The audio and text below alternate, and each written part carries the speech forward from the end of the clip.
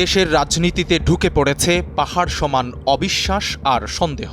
এক পক্ষ অন্য পক্ষকে কোনোভাবেই আস্থায় আনতে পারছে না। চলতি বছরের ডিসেম্বরের মধ্যে নির্বাচন প্রশ্নে অনড় অবস্থানে বিএনপি।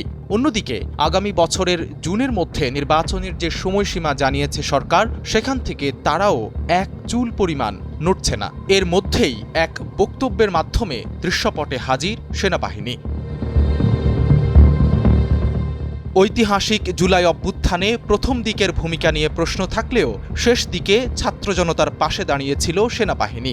অভ্যুত্থানের পরও দেশের টালমাটাল পরিস্থিতিতে আইনশৃঙ্খলার হাল ধরেছে তারা, সহযোগিতা করে আসছে অন্তর্বর্তী সরকারকে। কিন্তু সম্প্রতি সেনাপ্রধানের একটি বক্তব্যে নাখোশ হয়েছে সরকার।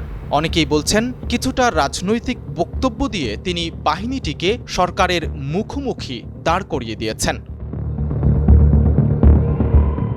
আগামী ডিসেম্বরের মধ্যেই জাতীয় নির্বাচন হওয়া উচিত বলে মন্তব্য করেছিলেন সেনাবাহিনী প্রধান জেনারেল ওয়াকারুজ্জামান। প্রশ্ন উঠেছে, প্রকাশ্যে এমন বক্তব্য সেনাপ্রধান দিতে পারেন কিনা। সরকার সংশ্লিষ্টরা মনে করছেন সেনাবাহিনীর পক্ষ থেকে এসব কথা আসতে পারে না, কারণ এগুলো রাজনৈতিক। এ নিয়ে সরকারের কঠোর মনোভাবও বেরিয়ে আসে খুব দ্রুত। শনিবার উপদেষ্টা পরিষদের পক্ষ থেকে আসা আনুষ্ঠানিক বিবৃতিতে সেনাপ্রধানের সেই বক্তব্যকে ইঙ্গিত করে রীতিমতো হুঁশিয়ারি উচ্চারণ করা হয়েছে। উপদেষ্টা পরিষদের বিবৃতিতে বলা হয়েছে, যদি পরাজিত শক্তির ষড়যন্ত্রে সরকার কাজ করতে না পারে, যদি এখতিয়ার বহির্ভূত কোনো বক্তব্য দেয়া হয়, তাহলে কাদের জন্য কাজ করতে পারছে না তার সবকিছু জনসম্মুখে প্রকাশ করে দেয়া হবে।